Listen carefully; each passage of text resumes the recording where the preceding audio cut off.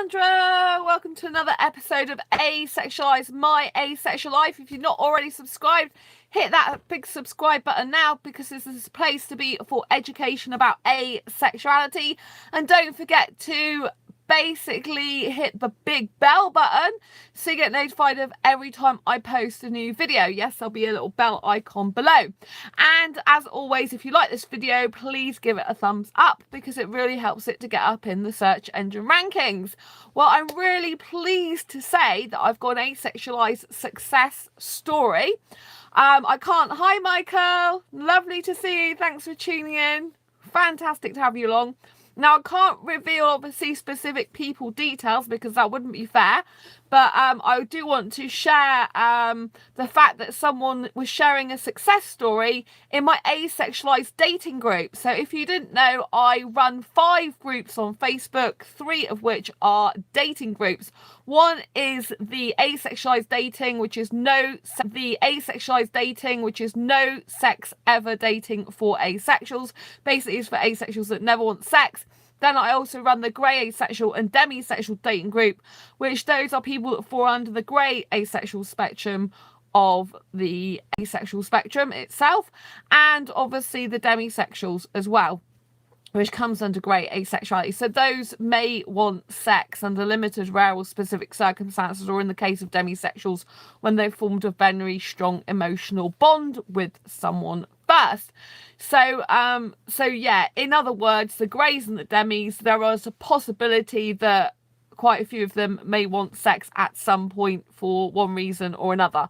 So those are people in there that are not quite sure that they'll never have sex in their life, whereas the other asexualized dating group I tend to always keep specifically for those who don't want sex. And that's why I set the group up, because I was in lots of other asexual dating groups on Facebook, and you know, there was some sexuals in there as well, which was no good for me. It was rather annoying whenever I connected with someone and they turned out to not be asexual.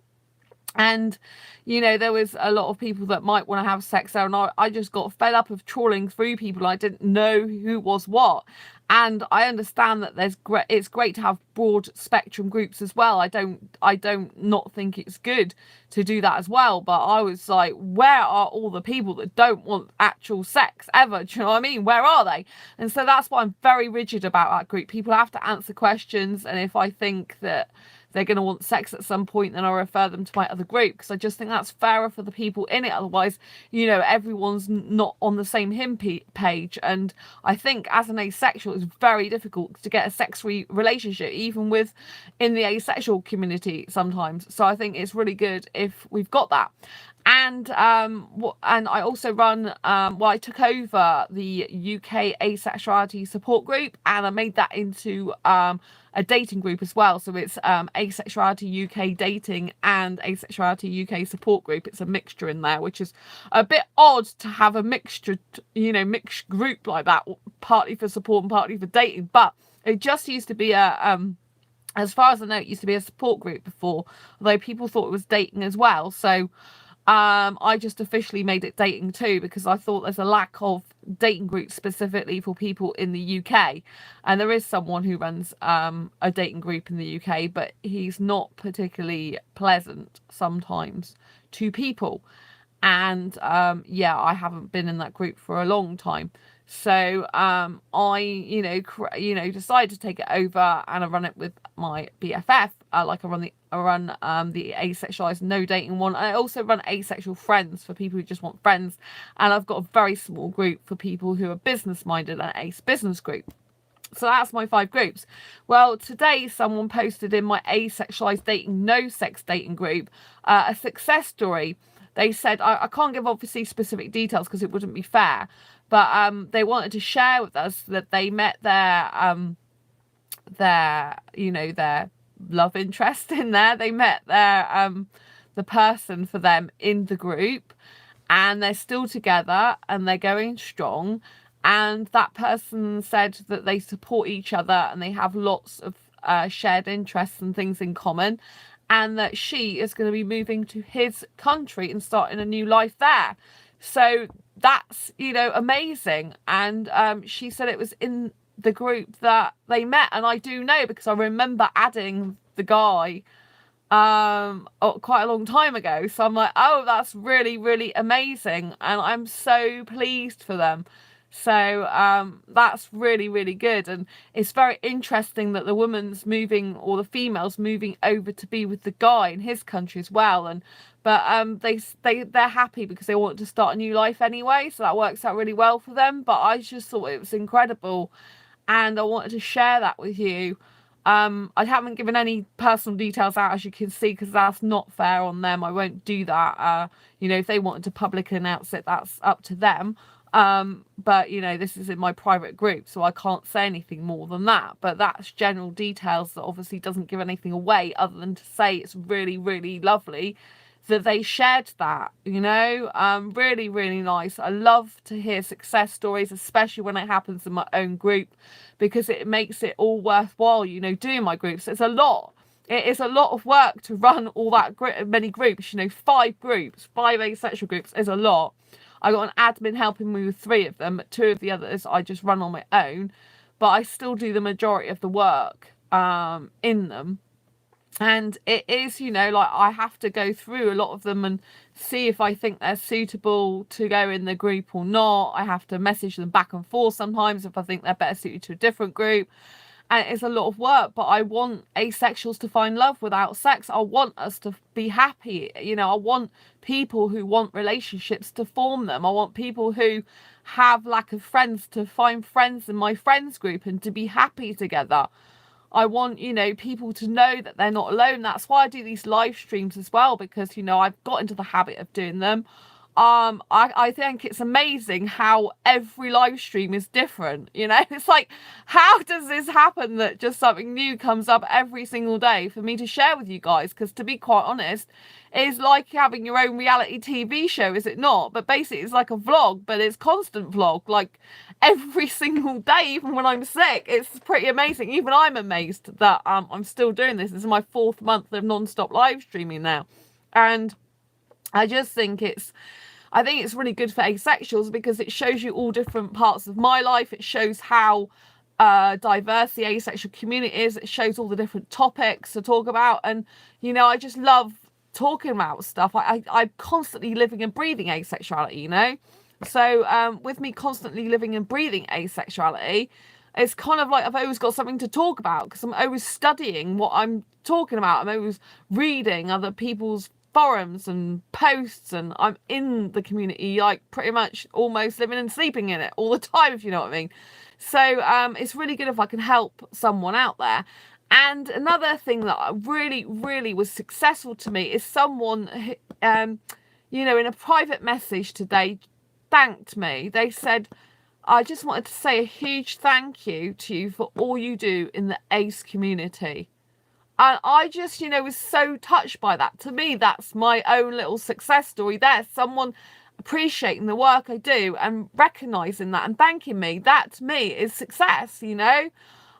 It's success because I've brought 2 people together in that group. That is really amazing feeling for me, that I'm happy for them that they've found that. I mean, that's incredible to, you know, when 1% of the population, you know, it's hard to get a match. It's just amazing to be able to do that, and it's free. You know, it doesn't cost anything to join my group, so I'm not doing, you know, I'm not getting any money out of that or anything. It's totally free, and I'm bringing people together like that, and it's just amazing. And then I get this compliment, you know, of you know, this nice appreciation. It is good because thanks for the thumbs up, by the way. It is good because it is hard when you are like doing a lot of work for asexuals. I mean, there's not just me that does work for asexuals, there's a lot of people, and it's hard when you're constantly doing stuff because people don't actually see how much you do in the background a lot. I mean, people who are in my groups do see quite a bit because they're seeing my constant live streams a lot of the time come through on the groups, and if they're actually paying attention and looking at them, they will notice that, you know, there's so many different videos that I'm constantly putting out content about asexuality,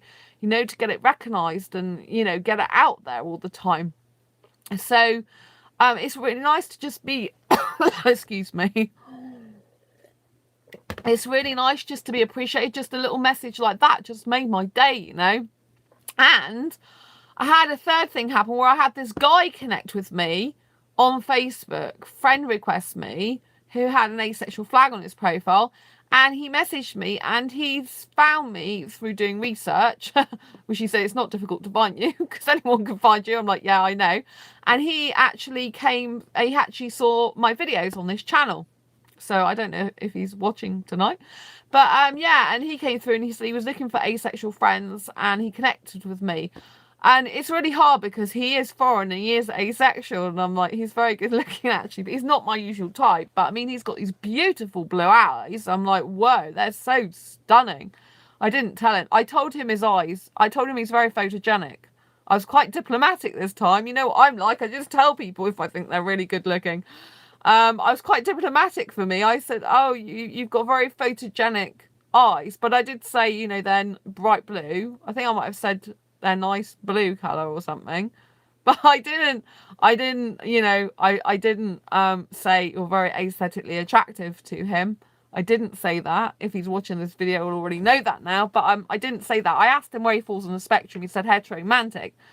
But then he said he prefers friends to romance, and romance to him is like sex, which was a bit weird. I kind of thought, well, that sounds more like an aromantic if you're not that into romance, but you're saying you're a heteromantic. So anyway, I didn't quite get that concept, but, you know, everyone's different. So, you know, for me, romance is lovely. Well, it'd be nice to share it with someone, but at the moment it's just shared with myself, really. And obviously I said I had a romantic friend on yesterday's live stream. But, you know, I'm not romantic with them all the time, you know, just now and again. But, you know, I'm really romantic with myself. Like, that's the person I've got to be romantic with at the moment. It's just me, really. So it's like, oh, bring on the romance, you know. So, yeah, I've decided every Monday from now on, at least for the foreseeable future, is going to be Me Monday. So I'm going to see how that goes. And I'm going to self-date every Monday, which I usually do on a Monday anyway. And just basically, you know, look after, you know, have a nice time with myself that day. So yeah, I'm going to see how that goes, because I think otherwise I just get into routine of doing all like website work, social media work, and I don't leave much time for myself. So I'm going to try that from, you know, this Monday, like just not worrying about doing any work if I don't want to at all on Mondays, just looking after me. So it's going to be really good. But yeah, I just thought I'd share, I think really all those three little things there are success stories. You know, first, the asexuals finding each other in my group. Secondly, someone appreciating the work I do for the ace community. And third, you know, a guy connecting with me who saw me on this channel. Because I said, which video did you like? And he said, oh, I can't give specific names, but he said you're an asexual superstar. And it's not difficult to find you on the internet, which to track you down to Facebook, basically, to be friends. I thought that was funny. Yeah, so I hope this has been useful, helpful, insightful. I know this video is not long tonight, but I just wanted to share with you a nice success story, you know. It's nice if people can find each other in my group, and I thought it was interesting as well that the woman's moving to the man instead. I mean, I know two blogger friends, they're not asexual, but both the guys have moved to the women's country. One's gone from England, UK, to Southeast Asia, and the other guy's gone from Spain to Austria, but he was a British citizen. So, you know, it just goes to show you that you can change countries. They're both very happy. They're both married, actually, to their partners.